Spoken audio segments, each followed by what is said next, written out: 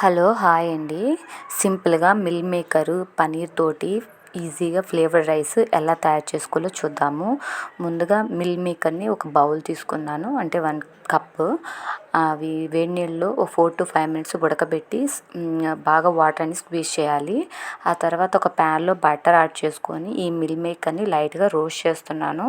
Just salt, turmeric, chilli powder వేసి roast చేస్తున్నాను.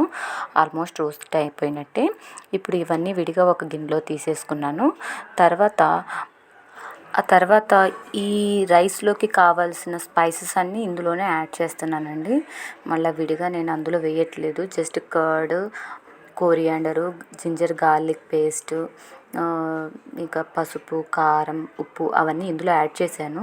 Just 10 minutes marinate చేసుకున్నాను. ఆ తర్వాత పన్నీర్ని కూడా లైట్గా రోస్ట్ చేస్తున్నాను. ఇంకా ఇలా రోస్ట్ చేసినవి ఇంకా మనం సపరేట్గా ఉడికించే పని లేదండి.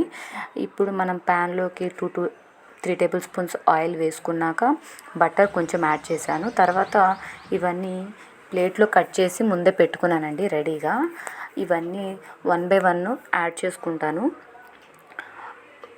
జస్ట్ అలా లైట్గా రోస్ట్ చేసేసానండి. ఆనియన్స్, చిల్లీస్ అన్నీ రోస్ట్ చేశాను. ఆల్రెడీ మనం మ్యారినేట్ చేసుకున్న మిల్ మేకర్స్ కూడా ఇందులో యాడ్ చేశాను. ఇప్పుడు ఆల్మోస్ట్ అంతా రోస్ట్ అయిపోయినట్టే. జస్ట్ గరం మసాలా యాడ్ చేసి లాస్ట్లో మనం ఉడికించుకున్న అన్నాన్ని ఇందులో వేసుకున్నాను. అంతే, లాస్ట్లో ఈ పన్నీర్ కూడా యాడ్ చేసుకున్నాను. అంతేనండి, చాలా